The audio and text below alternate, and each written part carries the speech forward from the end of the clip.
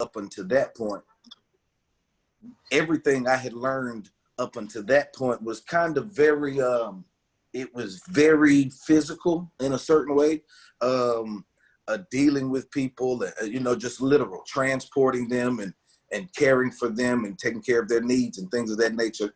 But when I worked with these people for 5 years, that's where the psychoeducational part came in. And it required more training and more schooling and all kinds of other stuff, other things like that. And it just really pushed my mind to where my heart already was. I was already wanting to, you know, do something directly with people. You know, that people are our greatest products and resources, you know, and as we work with people, it really just gives us that exchange in the world and in the earth that just pushes things along some kind of way, you know. So I did that. Then so that treks me up to what I do now. That made such an impact on me because I learned there more than ever before that most of our behaviors, whatever your cognitive level is, most of our behaviors are learned behaviors, you know. And it made me want to just do and touch and affect as many people as I could. Jeff, it had a big impact on me with young Black males. I seen some young men come through relative to some of these things that not only were they were embarrassed, shamed, and guilty of and stuff like that, but it created a anger attitude and some of the way their social relationships were in school, on jobs, with other people. It just really messed them up. So it gave me just this push and desire. I just wanted to really, I didn't want to just be a touch and go. A lot of people in my field of work, they can go to school and get a position and never worked in that group home where I walked in and somebody threw a TV at, you know. So they can have lots of suggestions and ideas, but you know, they haven't been on the front line and stuff like that. So it morphed and changed into this work that I do now. Some of what I do in my entrepreneurship is I provide a residential service for people that have out-of-home placement. They come and they stay in one of my places, you know, and things of that nature. And so they get, it's relative to all the rehabilitative things of learning life, you know, and they often come from very adverse, challenging situations. Sometimes they are, you know, it's hard to get a home once you've messed it up sometimes in the system. And so we do all of that kind of stuff. And it's a service that was provided, and I don't want to take up too much more time, but it was a service that was provided. It was started because they recognized in mental health that people, after they turned 18, there was an increase in some of not just their behaviors, but some of their socio things, like they would catch more criminal charges. Homelessness would go up. And it's because, you know, up until 18, you're a minor, and relative even to the state is mandated to take care of people up until they're 18 a certain way. But they figured out after 18, some people were just falling through the cracks, for lack of a better term. You know, their mental health would go down really bad. They would have these episodes and situations that really didn't define them. So they started this service, AFLs, Alternative Family Living. And so that's kind of what I do now. And, you know, we house a few people, and you know, sometimes it's one, sometimes it's as many as 5 at a time. And it's all kind of things, you know. So yeah, that's kind of how my entrepreneurial-ship track kind of started and kind of where it's landed now. And listen, this AFL stuff, this stuff right here, this is where you know, it's kind of like raising children. People can tell you what to do, but there is no book. You know, you have to wait till they come out and stuff like that. It's a lot like that, you know. And so it's exciting, and it can be exhausting, but it's always very rewarding as you see people increase and move on and unfold and start to become their own adult. Yeah, that's kind of what I do. Thank you so much for sharing with us. You're welcome. Chanel, you got any questions for Dion? Yeah, hats off as always. I commend you. That's mental health is very critical Hmm. need in society, especially among African Americans. Any pointers or tips or just, I don't know, guidance you can give anybody that's listening or even us about the stigma, whether we're dealing with something, we're hesitant to seek treatment or, support or help, or whether we may have a relative or a friend or, somebody that may have a mental illness Yeah. and need some help. What can you talk about that stigma of a mental Ye- illness? Yeah, that's such an appropriate question always, Chanel, and it's not even a mystery in our Black and Brown communities that the stigma before it's amazing. I've seen a change, Chanel. Uh, it's amazing because the stigma used to be, we don't go at all ever, period. Nobody goes, and because it's embarrassing, and there was also a lot of home care. Like people would just, if there was somebody closer to them, family member or loved one, they would just take care of them as best they could, as they could themselves. And that was sometimes not such a great situation. A lot of times it would have a lot of loving and caring, but the taking care of their needs wouldn't be a certain thing. And sometimes their situation would get worse from a crippling love. Now, what I have seen over the years change is there are people that kind of utilize this diagnostic system. They use it for to try to answer some very simple things, about the development of children. And if someone is not still and quiet and attentive at a certain time, place, and age, then it can be almost a clamoring for a diagnosis, if I just for lack of a better term. So what I will say, just in kind of marrying the traditional approach, and without, you never know what somebody's dealing with. What I will say is situations, they require monitoring and give it some time, and it's sometimes hard to say what amount of time, but there is a time frame where there's a monitoring. You kind of see, and you can sense, see, and inform and report when people are not in their highest cognitive form. Without it sounding all spooky and stuff, but you'll know. You know, and nobody cares what you know until they know that you care, and that's where you start to see that stuff, because you care for people and you see that they're maybe not developing a certain way, or something's happened and they've changed their behavior, or they're not the same person, if you will, quote unquote. There's some very important, some very evident, flags that go up and signals that go off, and changes in behavior of a drastic nature. Some of all these very simple things. Yeah, stuff like that. Chanel. Thank you, Dion. Jeff? As you were talking, I had more of a comment than an Yeah, actual question. cool, Joe. You talked about your background, and you almost said it like in a roundabout way, but your background prepared you for what you're doing now. And a lot of Absolutely. people don't see life as a progression of steps, because if you didn't work with those youth before, you Yeah. probably would have freaked out when that somebody threw a teeth with you, because you went through what you went through, and Smart. your experiences, and that helps you understand what you're going through right now. So I think it's very important that people need to just listen to your story, even just from their own personal business perspective, that life is a bunch of progressive steps. Yeah. And what you went through was preparing you for what you're doing now, even though you may not have thought about it that way as you were doing it. But once you Yeah. get there, then you can start to see how it helped you. And your background has really allowed you to see things other people may not be able to see, because you work with so many different people with True. so many experiences, and that has allowed you to excel in how you work with people now, because we need people like you, but Hmm. a lot of people don't have your background, so they couldn't understand and Yeah, do what you do. So it's it's true. very important.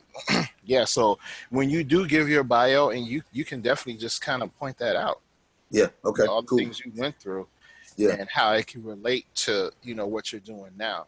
Because Yeah. I think that helps you maintain your sanity, actually, because what you do is not easy. It's not Hey, easy. So yeah, we Jeff. definitely commend you. Hey, I sure appreciate it, brother. It is your articulation is so on point. There and just anything someone does entrepreneurial, there is this obtaining of the education and the experience that you're gonna have to do at some point. You know, and Jeff, what you said, the way I've said that before is you know, when we were in elementary school, way back in the day when people used to go to school, right? When we were in elementary school, we would do that numbered picture, right? And one would be over here, and two would be over there, and three would be down here. And it all looked crazy until the Connect end the it became a dots. beautiful picture. Yeah, yeah, Connect man. the dots. Yeah. Yeah. So yes, absolutely. I appreciate your comments. Thank you so much, y'all, for sure. Yeah. For a minute, I thought we lost Chanel, but she's back. Hello, Chanel. I know I missed a little segment, but one thing I wanted to mention is mental health looks different. It's not just, you know, the person that you may see on TV in the state psych ward. It's the you and me who are getting up every day and going on about our lives like everything is okay until we snap. That's right, Chanel. It's too late, unfortunately. So I commend you again for, you know, taking the charge in addressing such a critical issue in our community. And I just really wish that people would be more open and accepting that it's real and it's okay. Yes. You know, and there are treatment options and there are ways that we can cope and live day to day. So I don't know. I thought it was important. I'm sorry. It's amazing how when we have these conversations that thoughts Yeah. come into my head. And Mine too, Chanel, Jeff. you Yeah. just, I swear you just made me think of something. Because you say when people go through something, they don't really Yeah. show it. I do that. I've done it. I'm going to use myself as an example. You know, this is a challenge, and I'm sure Yes. a lot of parents can understand. This is a challenge. You have a child home all day, every day, and you don't have that escape. Anyway, you got to put on that happy face. But this is one thing I've noticed. I see it on Facebook and social media all the time. People will post pictures. They say, this is me a year ago. I'm smiling, but I was crying on the inside. I was all hurt and sad and pitiful, but now I'm okay. But you never knew what they were going through at the time because no Yes. one talks about it. No one shows it. We need to start. That's a whole nother topic right there, Chanel, because you made me Yeah. think about that. Yeah. You Yeah. know, and we all, I think all of us have done that. We put on that happy Right. face, but we are hurting on the inside, but we don't want to show it.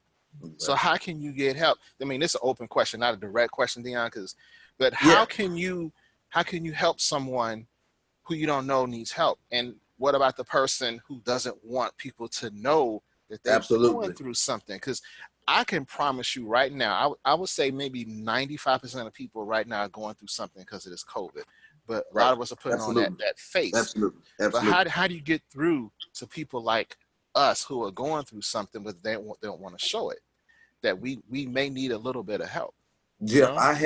I had a it was a part of a program. It was for a reentry program that was contracted with the state of North Carolina, and I would go in and do the mental health piece relative to relationships. I did that for 8 years in the prisons, right? And so the title of it was taking the fun out of dysfunction, right? And so it was a mini curriculum, pretty simple, whole lot of talking, you know what I mean, and stuff like that. It was a big group therapy session that would go over about 2 weeks in this 13-week program. And that was always our starting question. How do you tell somebody they have a problem if they don't think they have one? You know what I mean? So, and it becomes some of this monitoring. And it's no one answer, kind of speaking to what Chanel said. There is no one answer for everyone. You know, it can take on different forms and shapes and faces, and it can come out differently, or it can stay in, like you said, Jeff, differently, and things of that nature. And yes, Chanel, even to you, I have found that some of the most rewarding work that I've done has been vicariously through the mental health field with my own mind. You know what I mean? It's some those self-discoveries and things of that nature. You become some of the most rewarding, and then some of the times when I've had the most challenging moments, I am the first person to go, well, I should know this stuff. So no, I shouldn't be back in the mirror fussing with myself again about making a bad decision or whatever the case may be. And because, and just to what everyone's saying, if anybody hurt their limbs of any sort, we would suggest they go to the doctor.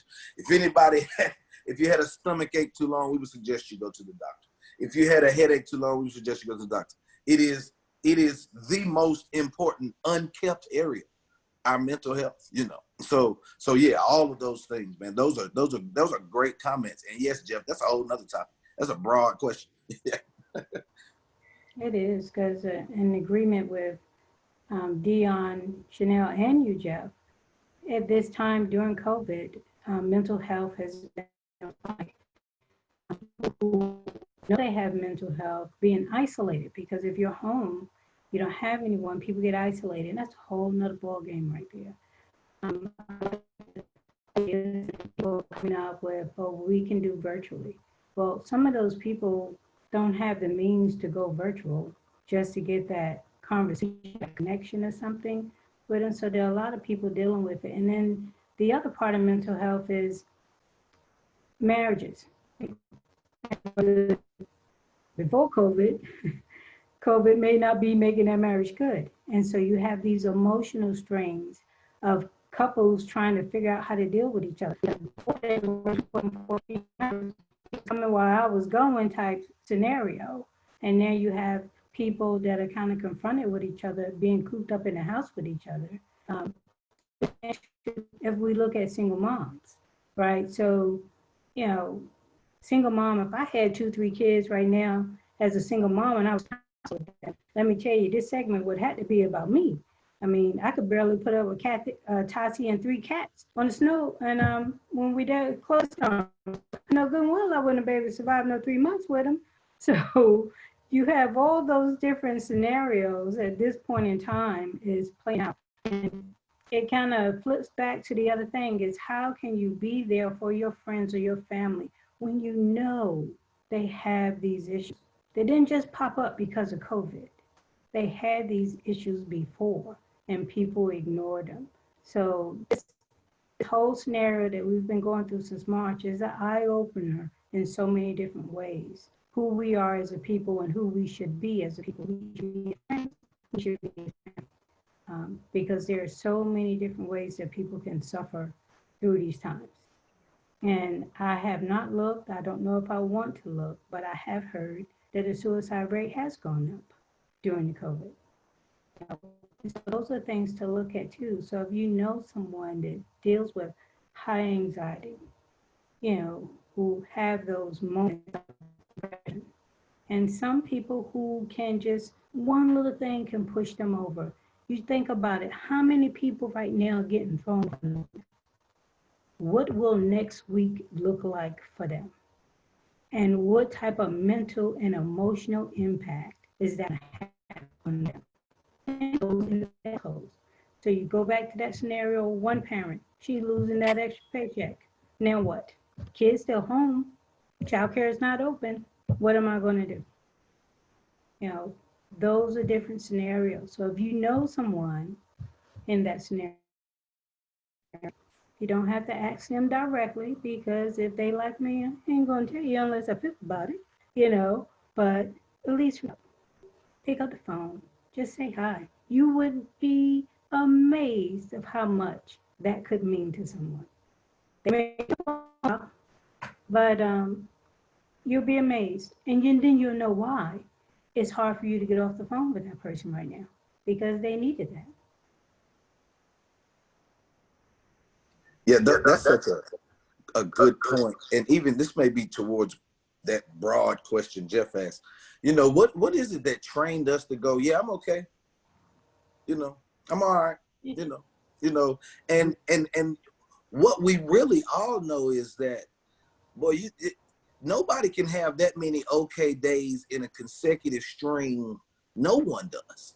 You're not okay all the time, every day, whenever I see you at the funerals. People, we do this at funerals. How are you? I'm okay. No, you're not. You know, some of that subculture behind it, like kind of what that question Jeff is asking, that pushes us to keep pressing instead of taking care of ourselves first and foremost, and it's some of the culture that we live in and the society. It's all those unspoken loud things in our minds, some of the visuals, the way we assess the visuals. And my last name is Jones. My dad taught me this growing up. We don't have to keep up with the Joneses. We are the Joneses, So don't come home telling me about what so-and-so and them got and things of that nature. Don't tell me about what they got. I got my guy here that lives with me right now, y'all. I said, don't come up here. So Dad, he would just tell us, I don't care what they got down the street. So don't you stress your own mind out trying to worry about that and them and all that other stuff. So yeah, Jeff, that's the bottom of that question and the genesis. Where does it come from? That just teaches us to say, yeah, I'm good, and we're not. The interesting thing too, to pity pat off of you, Dion, is if we look at it and we see it, money doesn't buy happiness. It gives you a certain level of comfortability, but it doesn't buy happiness. I've seen multi-millionaires who are committing suicide. And you would think, well, look at them, like Chef Bourdain, the guy that would travel around and eat demons too. And look at the life that he led, yet he still committed suicide. So can't think that that's my dream, because it could be somebody, don't you walk on my grass, So we have to be at a. Chanel keeps getting kicked off. If you guys didn't notice, she went out. The storm might be. I hear the thunder over here with me, but that might be why she keeps popping. So, but yeah, you definitely have to look into and check on people, definitely, because you just never know. I mean, I have fibromyalgia, right? Was diagnosed back in 2004. Just the person to my daughter that knows more about that. And what they told me when I went through all these physical therapy and all these other little different things, they told me that I have it because it was like, do you stress? I don't have time to stress. She said, you might not have time to stress, but your body may it. Mm-hmm. And so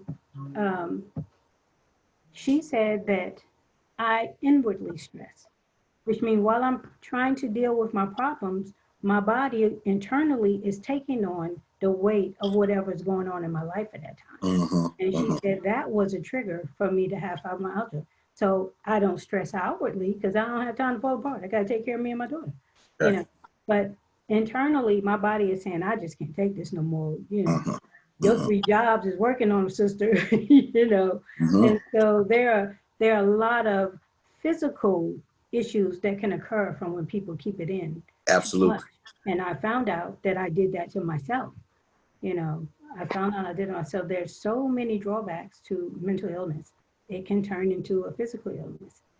It can turn in, all those different things that people do when they just can't cope. When they really get to the point they can't cope, they fall completely apart.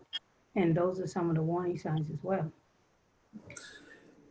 I think Jeff was going to jump in or something a minute ago. I know he's going to say something great. Just one thing to add to that, stress is the invisible cause of everything breaking down. Mm-hmm. Everything that breaks down. I mean, I don't want to get too broad, but from physical to spiritual, it is always stress related. Something has fell down. Something's broken. Something was too much burden on something. Something gave way. It was stressed out.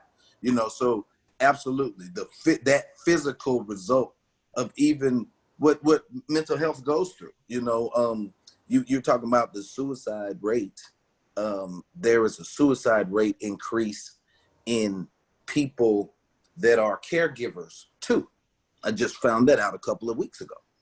The caregivers are stressed out, from giving care, and so it takes a toll mentally, and which clearly that resulted in something very fatal physically, yeah.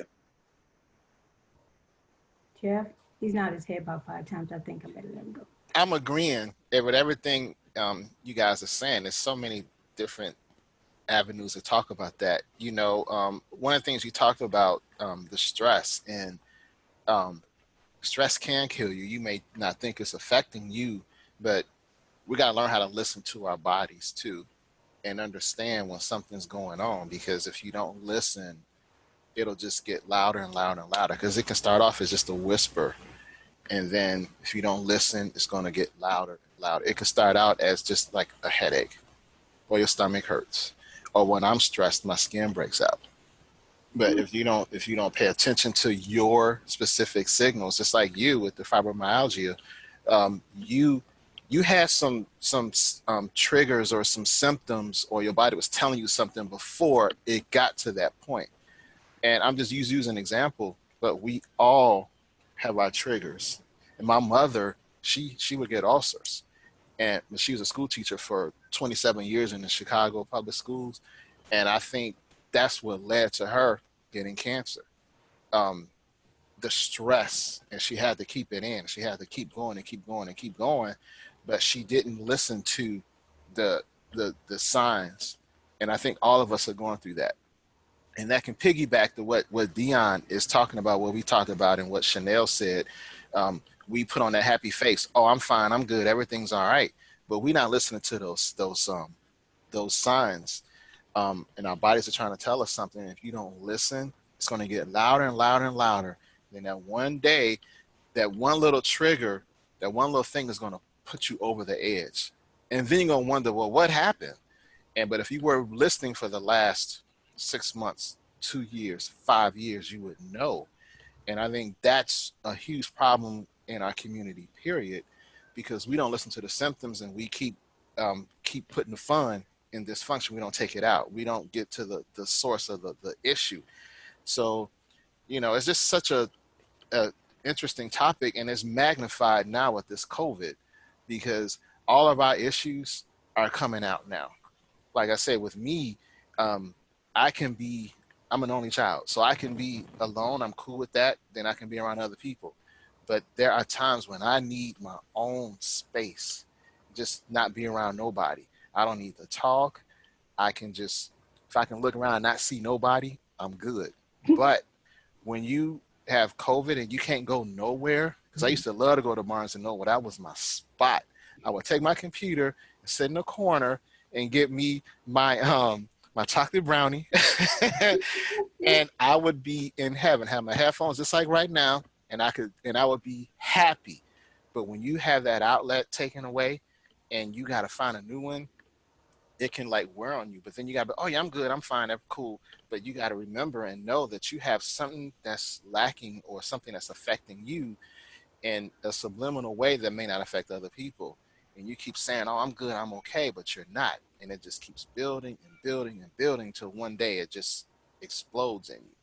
I don't know if that made any sense. I'm just kind of talking, just kind of thinking is what the topic. But yeah, we need to just really pay attention to our bodies and whatever is going on, so it doesn't get to the point where it just makes us really, really sick. And then we don't know why we're sick, but it's because of stress. The stress. And we got to find a way to get rid of that stress. And so I would raise my hand on that and kind of piggyback off what Jeff said. If you're looking at all the other different things that are signs of that, all the people, everybody's talking about, but some people stress eat, right? They stress eat, or they're boredom eaters. Bored, and that's good, and so they just watch a movie, eat a Twinkie, watch a movie, eat a Twinkie. I know some of my COVID victims do that. So, but that is a mechanism that people utilize when they don't want to deal. They just eat and eat and eat. And so a lot of people are talking about that now, going through that process. And that's a very quiet form of a mental health that's not spoken about. Unless you watch that documentary where they say, what is the 600 pounds something, and then you listen to their testimony, how they got there, and then how they couldn't stop being there. And so those are different ways that mental health manifests inside people. Hey, I gotta jump in on that real quick. Um, our medicine today, traditional medicine, I'm sorry, modern medicine, we just look at the symptoms and we treat the symptoms. So for example, you just said you stressed or you bored, you eat. 9 times out of 10, you're eating the wrong thing. That wrong thing can give you high blood pressure. It can give you diabetes. It can make you obese. So you go to the doctor say, oh, you got diabetes, so we got to put you on insulin, or you got high blood pressure. You got to take this high blood pressure medication. However, they never get to the source. So you're taking this medicine and never got to the reason why you got it in the first place, which is you were stressed and something was causing you to eat the wrong foods. And they never get to that part. That's a huge problem. So you could be taking this high blood pressure medicine for years, not realizing you're just wasting your money because you never got to the reason why you got the high blood pressure in the first place. And if you could get to that, then maybe your blood pressure would go down. That's just a huge thing that we don't think about. We don't think about the root cause of what's making us sick and what's making us stressed. And again, it comes back to this COVID, whatever it is that's stressing us out with this COVID, it's going to manifest in our bodies. Then we're going to go to the doctor, and the doctor's just going to look at the symptom and never get to the root source. So it all piggybacks to everything we're talking about. We got to get to the source of whatever's bothering us. And if we don't deal with that, then we're going to have a myriad of health issues that we never think about. Like I said, if my skin breaks out, what do? I got to put something on it. Well, why is my skin breaking out? What is causing me to stress? If I can get to that, maybe my skin won't break out, but we don't, a lot of times we don't get to that juncture, think about that part, but we need to start listening to our own bodies and figure out what is going on with us on the inside and not worry about the actual symptom. Because what affects me may not have an effect on Chanel. What affects Chanel may not have no issues on Dion, but the end result is the same. So if I had high blood pressure and if Alethea had high blood pressure, it could be two totally different reasons why. Were we going to take the same medicine? No, because we need to find out why and then get to that and find different treatments. And once we can do that, then we can solve a lot of our health issues, stress-related health issues. I agree. Jeff, that was so articulate. And Jeff, you keep my brain going. It's just the articulation. Some of that, Jeff, we in mental health world, we've called it there's a couple of different approaches. Most of the time what we do, it goes from fruit to root. We deal with all the externals, all the things that came out, all the behaviors, quote unquote, without getting to the root, and so what counseling and dealing with the mental health thing, what it's supposed to do, right back to some of the first thing you said, Jeff, it's supposed to be prepare and research in the beginning, not just for repair and practice. You know what I mean? Now practice what we taught you to do when you're repairing. No, it's for the preparation and the research of why are we even here at this moment, period. So yeah, that's the root to the fruit. You know what I mean? Dealing with the root of things. And that, like even all the way back to Chanel, that becomes the, what is the first thing that happens? That's what Chanel was saying. What could you say to someone? And you really just get you simplify it. That becomes the profundity in this. You simplify it as much as possible. What happened before little Johnny threw it?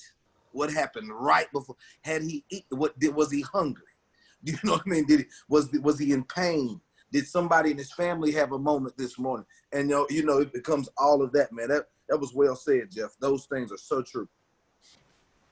And then you said, I'm gonna go back to even what you talking about when they got through the TV. Why did he throw the TV? Did he throw it because he was mad that one day, or was he mad about something that happened 7 years ago and it's finally manifesting? People don't. You gotta look at it from different angles and perspectives. So he threw the TV. Oh, he's mad.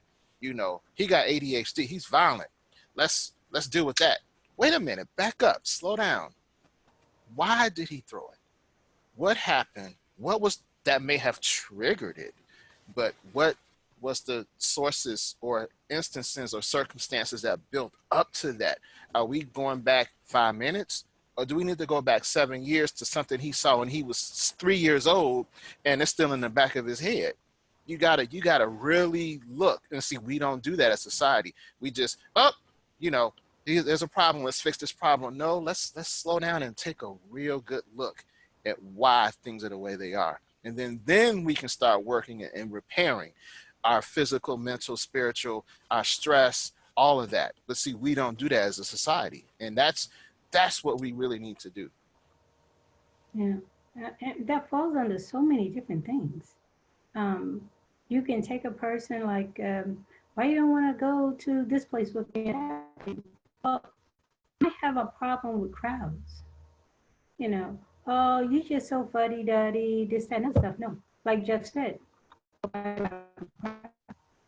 what made me not like to be around so many people, like in a crowd, certain type of club or anything like that? What triggered that? What happened in my life that made me, for the rest of my life, not like being around crowds? And it's going to be something just as simple as that. But it's an open conversation, one, that the person hasn't had, or two, nobody ever asked. Or three, they don't even know why. It's Yep. so deep into their mind, they don't even realize why. They just say, I don't like that. Well, why? I don't know. I just don't. It could be something they Oh just my God, you get that all the time. Yeah, but there's a reason for everything. If you can pinpoint and drill down and get to that reason, like, oh, this is the problem. Now we can get to figure out what's going on and how to fix it. I agree. Janelle?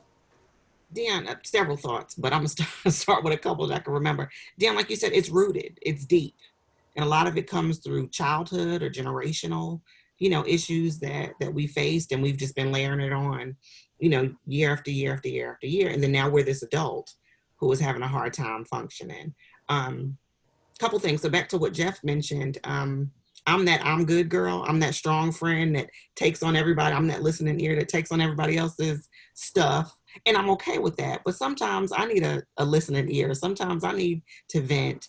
I remember a couple of years ago, my grandmother was terminally ill and then eventually passed away. And I was at a job that I hated. 3 kids, a whole life husband, running a whole business. And I was tired. And I didn't understand it at the time. I'm like, okay, what's up? I'm coming home and I'm snapping on the kids for no reason, or snapping at the husband because I'm triggered. Something simple as, oh, you didn't put the top on the toothpaste. And he's like, what? Not knowing that I had to deal with, XYZ at work, and I'm grieving, and, all these other things that, I'm putting on and I'm dealing with. But knowing myself, I said, you know what, wait a minute, something's not right. Hold up. Hold up. Called my doctor and I was like, hey girl, we need to talk. Something ain't up. I don't know what I need to do, but I'm not cool. I'm not happy and healthy. And luckily we worked through it. We got through that phase, in time in life, but everybody doesn't do that. You even see celebrities now who are, millionaires, billionaires, who we think have it all, and they're committing suicide. Happiness is so much deeper than, the exterior and the monetary things that we think happiness should look like.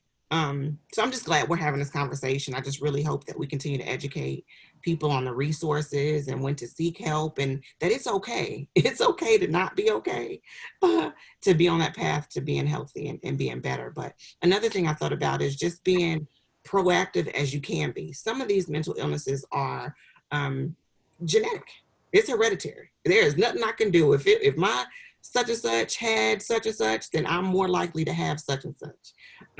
But some of the things that we can do, especially when it relates to stress, I always call it protecting my peace. Sometimes I'm going to have to say no. I can't say yes to everything and everybody. Sometimes I have to say, okay, you know what? I'm going for a walk, or I'm going to go and do this or do that, just to take a moment for myself. That self-care is just so critical to protect your mental health, your physical health, and your spiritual health. So once again, I'm just glad we're having this conversation. Yeah, and Chanel made another good point too when she said she was grieving. And that's another thing that we are dealing with now worldwide. How, the families in New York, when they lost people, the bodies was just taken and you got all these big shallow graves of everyone in there. That grief is going through a family.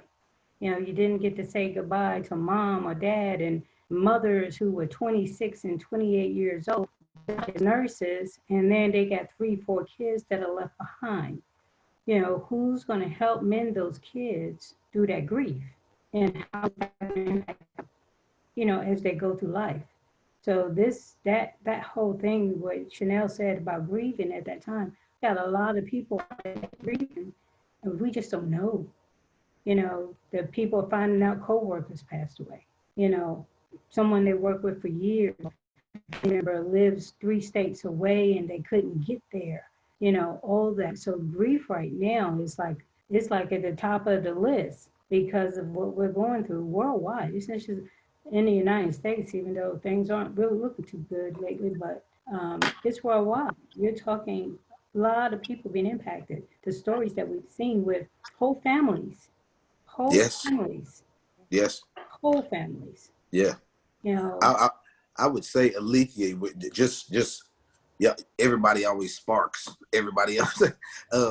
Even with what you're saying about like with the grief of COVID, it's literally the grief of deaths and things of that nature. But it's grief to an old way of living.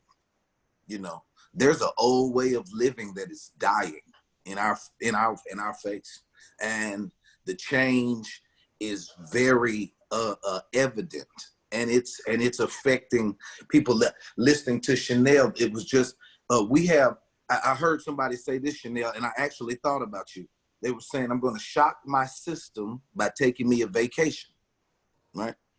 And I thought immediately, it's amazing what we can normalize. We can normalize overworking. We, we can normalize some of this self-care like Jeff talked about. We can normalize giving it all away to everybody else, to your entrepreneurship, to your other people you got to work with, to, being an entrepreneur, you got to make the contacts quite often.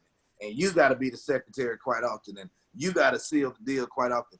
Never saying no. We normalize those things, and it just makes us imbalanced. And that's kind of what COVID did. It imbalanced us. All work and no play, it makes you dull. Yeah, it does. But all play and no work, it makes you immature. So we need a good, healthy balance. My father's a pastor, y'all. And y'all know the story. When I was growing up, we did church too much. You have to balance your life off. You don't need to do a whole lot of the same thing of anything over and over and over, because it'll create that stress Jeff's talking about, and it'll result in other physical issues that Alethea was speaking. And you just won't be your social and your own mental health. It'll take a toll to be taken on. Be proactive, Chanel. Yes, not reactive. Proactive. Yeah. Hey guys, you said something that made me think too, especially you, Chanel, because I'm the same way. I can listen to people's problems all day, and I don't know why, but people like telling me their problems. It's been like that for years. Since I honestly could say since I've been in high school, they've been like telling me their problems. And I don't like telling my problems. That's just me. I don't like telling people my business. But Right. You made me think of something. I don't know if you guys remember Christophe St. John. He was the black actor. He died last year. they thought it was suicide, but it was actually, I think he died of a broken heart because his son had died. Oh yeah, the But soap opera guy. yeah, see, my wife watches Young and the Restless, and so every now and then I walk by the TV and I would see it. So I kind of know him a little bit because I would just walk by the TV. I didn't sit and watch it. I just kind of knew who. Mhm. No, Chanel, stop it. Mhm. So anyway, Yeah. He said, so walk by. anyway, He didn't so sit down on the there she go, sofa that and get a side eye. cup of tea. You need to He just screenshot that walked by. side eye. Screenshot that side eye. But anyway, but anyway, when he died, and this really made me think because I like to really watch and observe people. They all talked about how nice he was and how he was always there for them when they needed something, and he was always listening to them. And I'm thinking to myself, well, damn it, who could he turn to when he needed help? Because he had a drinking problem. Because after his son died, he started drinking, and they all talked about he was always so nice and he was always here for us. Well, who was here for him? Who was here for him? So we got to think of it from that perspective. If you always giving to others, who's going to be there for you? And if you got to go out and find somebody and make somebody listen, it's going to help your sanity. That's what you need to do. Because I don't know them, of course, but I really think that if he would have had someone who was there for him when he was going through that, he might still be here. He may not have been drinking like he was. And I think on another semi-side note, how many people are drinking and taking anxiety medicine and doing drugs because they're hiding pain? We need to get to the source of that. You know, Yes, what are yes, they getting yes. away from? What are they numbing their mind to that's really affecting them? And then, of course, that's just going to hurt your health even worse. So, it's, it's just something to think about. Yeah, Jeff made me think of that show. What was it? 13 Reasons to Die.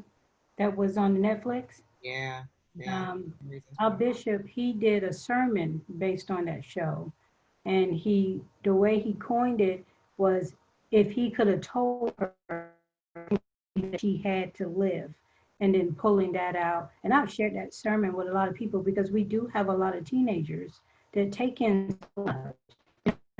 stuff. They can't take it. And so what is it about a child 9, 10, 11 years old that knows what suicide is, plans to do something like that?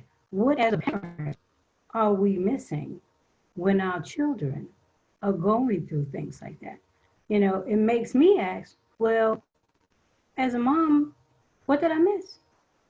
What was I doing? How couldn't I tell that my child was suicidal? What didn't I do with my child to make him or her come and talk to mommy and tell me what's going on? And so that's that whole different side of it. Did that kid have to talk to? Who has someone to talk to? And in our circle, who do we have to talk to? Jeff, no, I'll call him in a minute. You know, I'll. Dion, no, I'll call him. Yeah. I give Chanel slack because I know she got a husband, 3 kids. Yeah. I don't want to wear her down. Somebody else to talk to. I need to be talking to them. So, but having that someone to talk to, you can talk to them. And I think the biggest thing that we have to look at is people don't want to be judged. And so your inner circle of the people won't judge you. He used to. He's got 20 years on his back. He know we're crazy. So he'll talk to us. I say wear him down conversation sometimes. You talk to us. But everybody needs that small. There needs to be a big amount. I think when you have too many people, things can fall apart, right? Because I think you'll stop trusting someone thinking that they are safe. But if you have people that you can trust when you need to reach out, when you need to get that off your shoulder, that's great. But if you don't, and then I say it to whoever's watching, if you don't, find someone. Or if not, I know, Dion, there are 800 numbers out there. People can find, I think there are crisis hotlines or different things like that. Or they can Google it. We would definitely urge you, if you are in right now, if you need someone to talk to, please reach out to someone. A good point, Alethea, to have that someone in your circle to talk to. I think that's healthy as well. But even someone outside your circle, it's okay to have a therapist. It's okay to have that professional that can help you with tools and strategies and resources to cope or to find other healthy behaviors and outlets so that you're not continuing to build and build and build on, things that are happening in everyday life. This is everyday life. And then you throw in COVID or, an abusive situation or an unemployment or whatever, you name it. Any of that can add on, another layer of stress that can lead to anxiety and then depression and then trigger other more serious and critical mental illnesses. So it's okay to seek that professional help as well. It is. It is. I agree. Jeff? Um, I'm just agreeing with everything everybody said so far. It's just something we just have to pay attention to, especially during this trying time in our lives. We are all out of our comfort zones, and how we react can vary from person to person, how it affects us. So you have to be very cognizant of what's going on in your life and how it's affecting you, and then just find ways to deal with it. You have to, because if you don't, it's going to come up anyway. I remember when I would be angry about something or mad at someone, I would try to be like, "Oh, I'm cool. It don't matter," but it did matter, and eventually it would come out some kind of way. And so it's the same thing with this. You may be upset or stressed or having issues, and you try to push it back or push it down. It's almost like that spring. You keep trying to, or that like a pressure cooker. Eventually, that pressure's gonna build up and it's gonna blow, and that's gonna blow some kind of way where you're gonna be verbal abusive.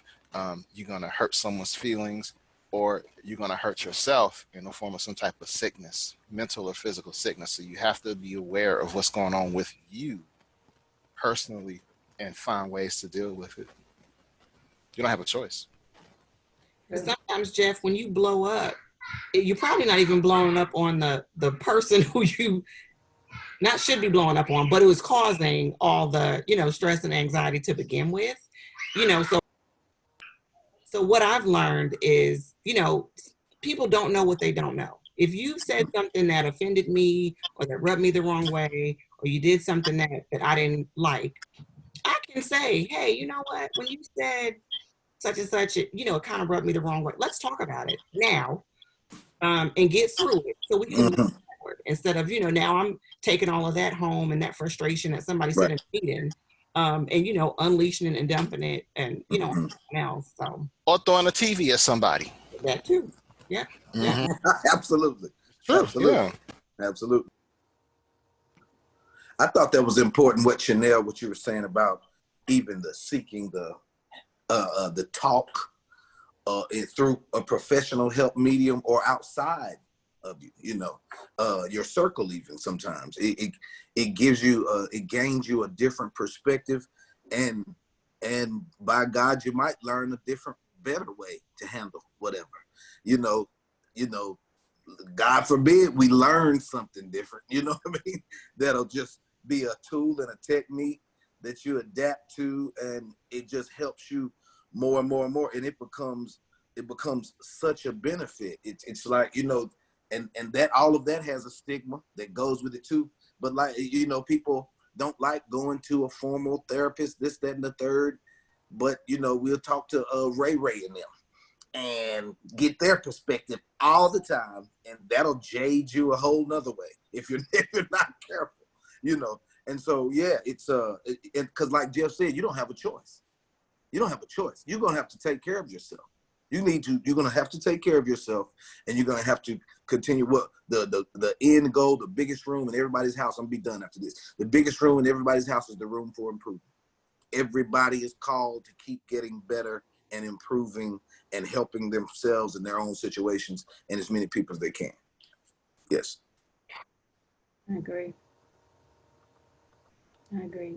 Janelle? Yeah, I would just agree with obviously what Dion and Jeff and you, Alethea, are saying is just love yourself, seek help. It's okay.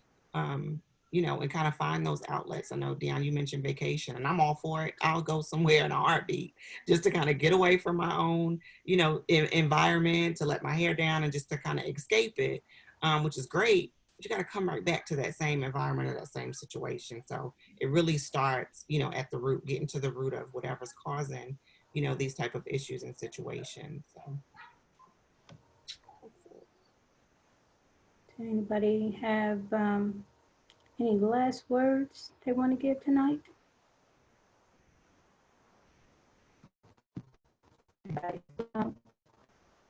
I want to say to Jeff that my mom made me take Santa Barbara and General Hospital so I can identify with the soap opera walkthroughs. So I had the VHS recorder. Santa Barbara with Eve and Cruz and General Hospital with Luke and Laura. I remember all of them. I actually started watching it like Too funny. Yeah, you crazy. See, Jeff, what you started? You see, I had to fix it so that Dion's not right under Jeff when you look at the thing, because now it's like that section right there. That's the cut up section right there. No, it's not. No, I didn't start. I was just talking, and then I saw a side eye, and I was like, okay, see.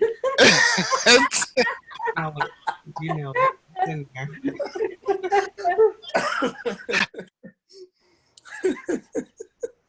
Hey, man, we gotta have some fun. Laughter is medicine to the soul, for real. I set that joke up, though. I knew it was coming, though. I set that up. But now, all jokes aside, listen to your body and find an outlet. You have no choice. You have to. And all of us are different. What affects one ain't going to affect the next person the same way. And we do need to find someone we can talk to in confidence, who's not going to judge us, you know, when we're going through something, you know, like right now. I agree. So for last words tonight, that would be the one thing that we all hope for anyone that's watching this. If it's something to find that person, you know, reach out to someone, talk to someone. There are a lot more people going through what you're going through than you could even imagine. And now more than any other time, I urge you to please reach out to someone and then just talk, and it's just take it one day at a time. Mentally, emotionally, just take it one day at a time.